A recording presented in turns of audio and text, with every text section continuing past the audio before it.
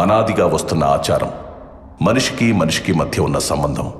ఆదిమానవుడి కాలంలో ఆకలి కోసం, కడుపు నిండాక స్థలం కోసం, బతకడం తెలిసాక ఎదగడం కోసం. పేర్లు మారుతున్నా వాటిని పొందడానికి జరుగుతున్న సాంప్రదాయం పేరు మాత్రం యుద్ధం. ఓసారి రాయలసీమ ప్రాంతంలో జనం దైవ సమానంగా కొలిచే ఓ రాజు.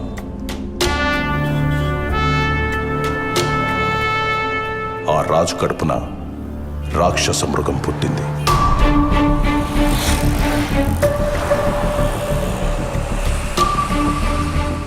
అది అధికార కాంక్షతో రగిలిపోతూ మంచి చెడు మర్చిపోయి తన మన భేదం లేకుండా మారణ హోమాన్ని తలపించే భీకర యుద్ధాన్ని సృష్టించి ఎదగడం ప్రారంభించింది. ఈ కథ మీకు అర్థం కావాలంటే ముందు మీకు పాత్రధారుల గురించి తెలియాలి. ఇది మన కథానాయకుడి వంశవృక్షం. ఎడుగూరి సందింటి ఫ్యామిలీ ట్రీ, అంటే YS family tree. YS Venkatreddy అనే పెద్ద మనిషికి 2 భార్యలు. మొదటి భార్య లక్ష్మమ్మ, రెండో భార్య మంగమ్మ. మొదటి భార్యకి ఒకే ఒక కుమారుడు, ఆయనే చిన్న కొండారెడ్డి. రెండో భార్య మంగమ్మకు 4 మగబిడ్డలు, 5 ఆడబిడ్డలు. ఈ 4 ఒక్కడు రాజారెడ్డి, ఆయన భార్య జయమ్మ.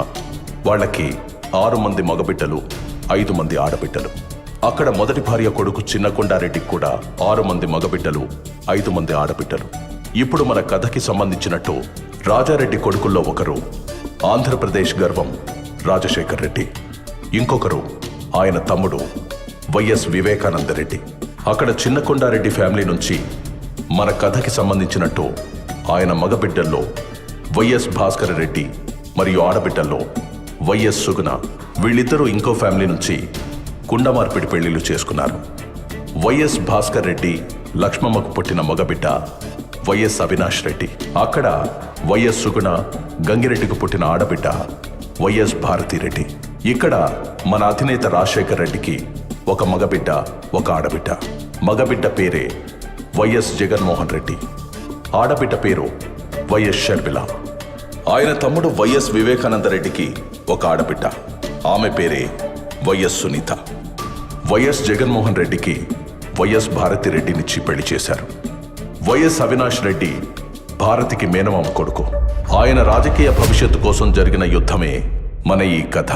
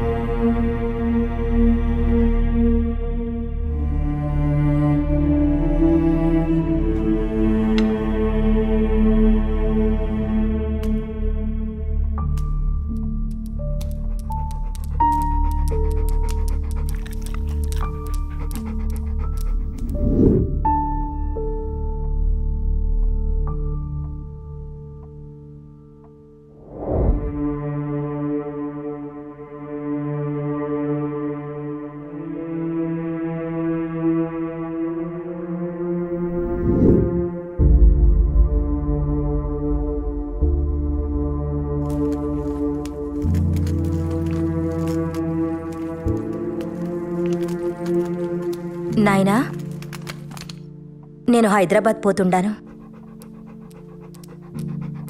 ఇంకో 2 దినాలు ఉండిపోవచ్చుగా తల్లి. నాకు కూడా ఉండాలని ఉండాది నాయనా, కానీ హాస్పిటల్ నుండి కాల్స్ వస్తుండాయి. పిల్లలు కూడా నా కోసం ఎదురు చూస్తుండారు. సరే తల్లి, హాస్పిటల్ అంటుండా, దాని మీద ఎంతో మంది ప్రాణాలు ఆధారపడి ఉన్నాయి. ఎవరి ఆలస్యం వల్ల వాళ్ళకు అన్యాయం జరగకూడదు. పోయిరా తల్లి. ఎక్కువ ఆలోచించి మీ ఆరోగ్యం పాడు చేసుకోకండి. టైంకి మందులు తినండి నాయనా. సరే అయితే పోయొస్తాను నాయనా. ఆశీర్వదించండి. మంచిది, క్షేమంగా పోయిరా తల్లి.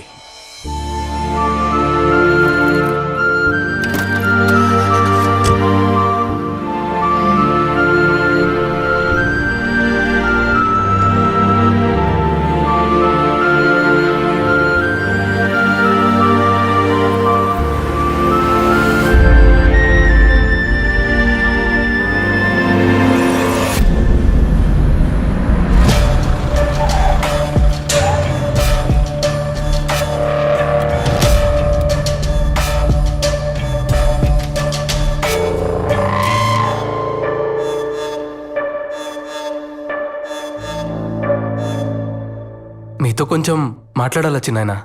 రాజకీయమా లేక కుటుంబ విషయమా? రాజకీయమే. అమ్మ ఆడబిడ్డలు లోపలికి పోయి నాకు మాట్లాడుకుందామా? నన్నే వెళ్ళమని నేరుగా చెప్పొచ్చు కదా. నా గురించి వాళ్ళనెందుకు పంపించడం? నాది కూడా ఈ కుటుంబమే. నేను మీలో ఒకటేనని ఏనాడు అనుకోలేదు కదా. ఎప్పుడు వేరుగానే చూస్తారు, వేరుగానే మాట్లాడతారు. అంతా నా కర్మ.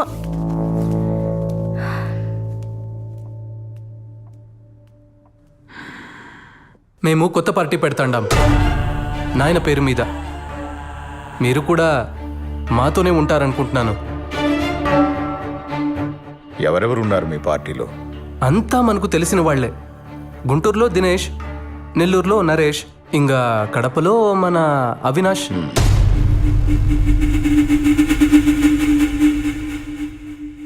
పులివెందుల రాజకీయం రాజారెడ్డి కుటుంబానికి మాత్రమే.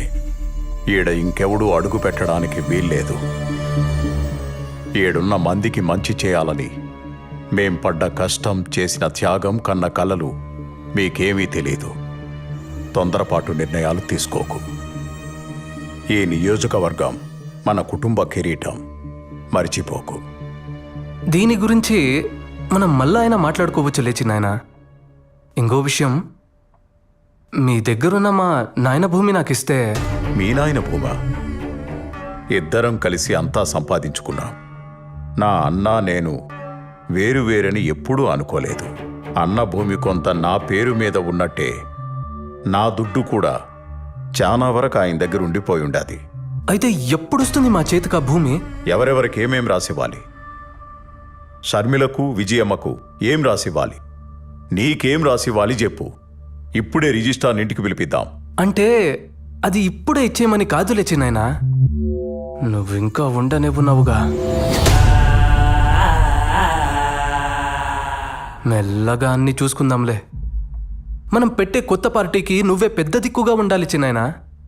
మిగతా చిన్న చిన్న విషయాలు, సీట్లు ఎవరికివ్వాలి, ఎవరిని ఎక్కడ నిలబెట్టాలి అనేవన్నీ నేను చూసుకుంటాను. మరి తొందరలోనే మీటింగ్ పెట్టి అనౌన్స్ చేసేయమంటారా? మీ నాయనకు నాకు రాజకీయ భవిష్యత్ ఇచ్చింది కాంగ్రెస్ పార్టీ. ఆ పార్టీని వదిలి నేనెక్కడికి రాలేను. ఆవిడకి ఎదిరిళ్లే ముందు ఒక్కసారి ఆలోచించుకో. ఎందుకంటే నువ్వు ఎక్కడెక్కడ ఏమేం చేశావో మీ నాయన కన్నా ఆవిడికే బాగా తెలుసు. నీ గతంలో ఉండే ఒక్క పేజీని బయటికి లాగిందంటే నువ్వు కూర్చొని కలగంటున్నది మొత్తం తలకిందులైపోతుంది. మీరు చెప్పిన వాటికల్లా భయపడుతూ ఉంటే ఉండే చోటు నుండి ఒక్క అడుగు కూడా బయటకేయలేం. అన్నిటికీ తెగించే పార్టీ పెడతాండా. అండగా ఉండాలనుకుంటే రండి, లేదంటే వెళ్ళొస్తానండి.